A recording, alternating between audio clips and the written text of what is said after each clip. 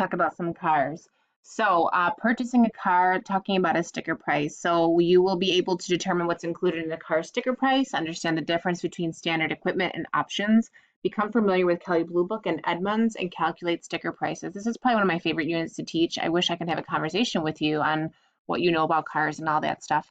So, let's get some notes in here, and I can just give you a couple of tips, and then you can ask any questions further this if you need to. All right, so laws require vehicle manufacturers to display a sticker on a vehicle's window that shows the price. It's called the sticker price. So it's pretty much like the number that you see on the car. It also might be a piece of paper where it's all broken down based on like the model, like what kind of options are in the car and all that stuff. So a sticker price includes three charges, a base price, the options, and also we're going to talk about a destination fee. So the base price of a car, when you get a base model of a car, it's pretty much just stripped down to the necessity, what you need in a car. It's not everything that you need, not things that you want, though things that you want are very good.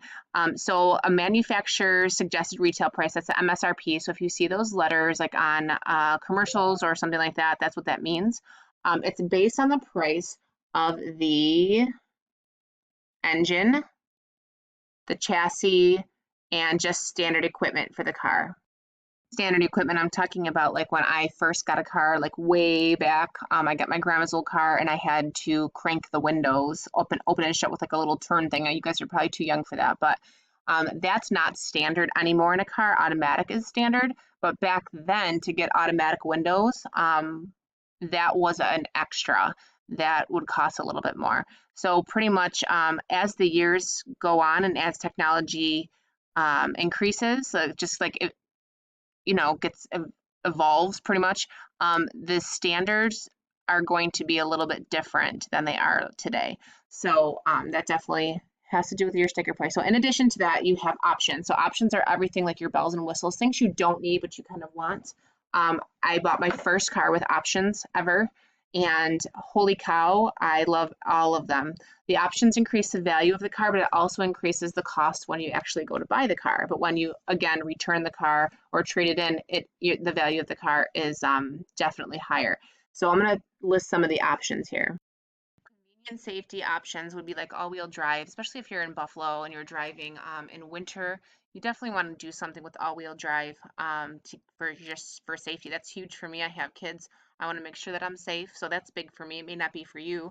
The color of your car, if you choose a color that's not a standard color, that will be higher in cost. Sunroof, definitely not, a standard piece of a car. It's an option that is nice. Tinted glass, heated seats, love heated seats. I got a heated seats and heated steering. I've never had that before and I probably won't ever go back. Rear view camera, leather seats. So I've never had leather seats until now. I totally just bought a juiced up car and I love it and I probably won't ever go back. Leather seats are very good if you've got pets or if you've got children. So even the extra row of seats, I have a Durango and I leased one and the extra row of seats cost me more when I bought this one. But it's good if you are taking more than, 3 people around.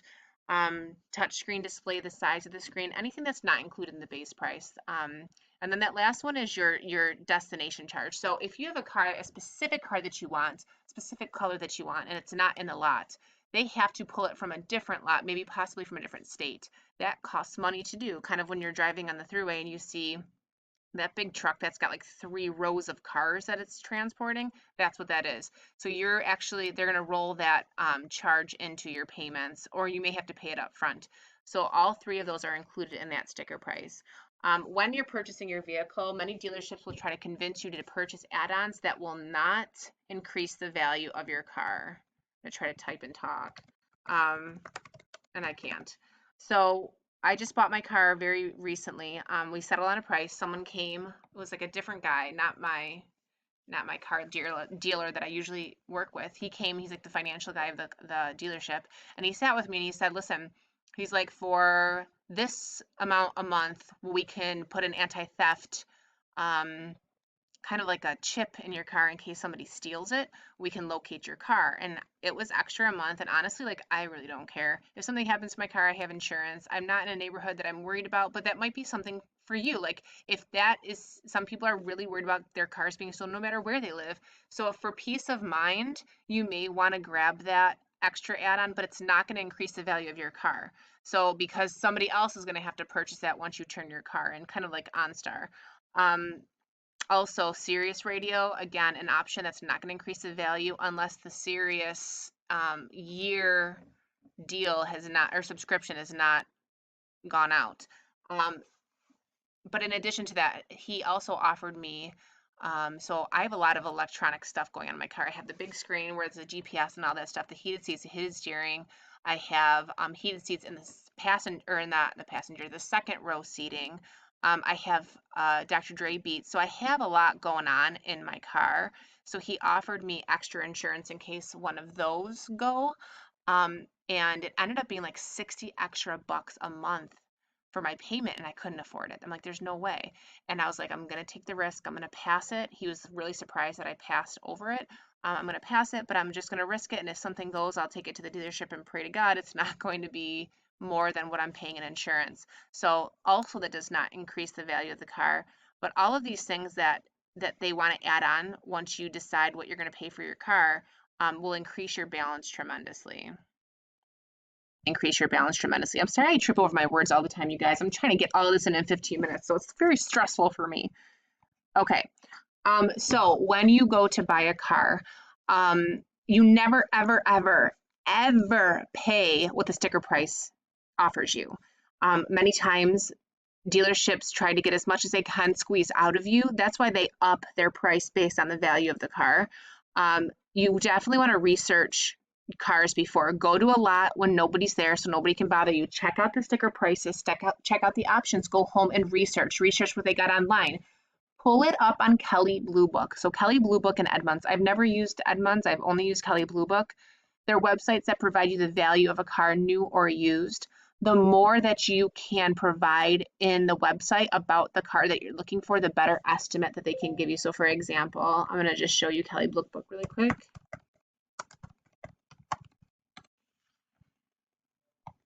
Oh, apparently I spelled it wrong. Okay. So what you're going to do, it looks like this. You're going to go to price new or used. I'm going to show you just a quick basic estimation. So I'm going to do Dodge Durango because that's what I have.